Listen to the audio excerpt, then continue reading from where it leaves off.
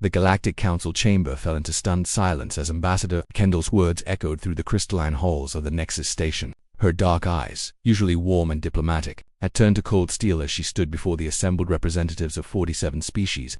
"Humanity does not negotiate with murderers," she repeated, her voice carrying the weight of 1,000 grieving worlds. Roman sat in the human delegation's observer section, his jaw clenched as he watched his sister deliver what would become the most infamous speech in galactic history. He had tried to convince her to soften her approach, to play the political game that had kept humanity in the Council's good graces for the past 3 decades. But Kendall had made her choice, and Roman knew better than anyone that once his sister set her mind to something, not even a black hole could change her course. The Zetharian Prime Minister, a creature of flowing tentacles and bioluminescent skin, pulsed an angry crimson. "Ambassador Kendall, you cannot seriously be threatening to withdraw humanity from the peace accords over a single incident." A single incident. Kendall's laugh was bitter. She activated the holographic display, and the chamber filled with images that made even the most battle-hardened species representatives look away. The colony of New Terra, 50,000 human civilians, men, women, children, all dead. The Krell Dominion obliterated an unarmed civilian colony. Kendall continued,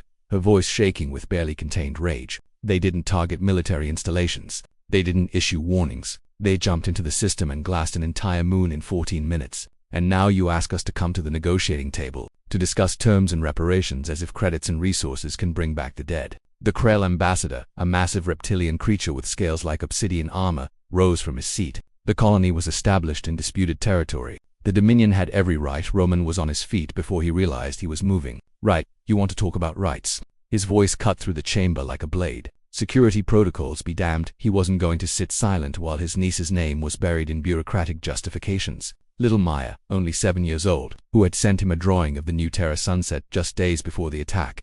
Kendall placed a hand on the podium, steadying herself. "The galaxy has operated under certain assumptions about humanity. You've seen us as the newcomers, the species that arrived late to the cosmic stage, eager to please, willing to compromise, desperate for acceptance among the older, wiser civilizations." She paused, letting her gaze sweep across every representative in the chamber. "Those assumptions," she said quietly, "were a mistake." The holographic display shifted, showing fleet formations, human fleet formations. Roman watched as understanding dawned on alien faces. Humanity hadn't been building trading vessels for the past 3 decades. They'd been building something else entirely.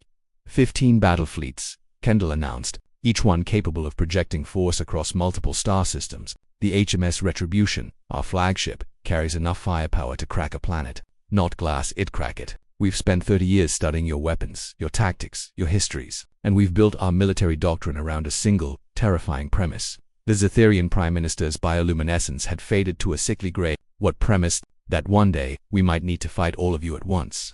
The chamber erupted into chaos. Delegates shouted, translated voices overlapping in a cacophony of outrage and fear. Roman kept his eyes on his sister, standing alone at the podium, unmoved by the storm she had unleashed. The ancient ethereal observer, a being of pure energy that had witnessed the rise and fall of countless civilizations, manifested beside Kendall. Its voice resonated in every mind simultaneously. "You would threaten war against the entire Galactic Council." Kendall met the observer's gaze without flinching. "We're not threatening war. We're stating a fact. The Krell Dominion committed an act of genocide. If the Council votes to negotiate with them, to allow them to remain members in good standing, then humanity will consider the Council complicit in that genocide.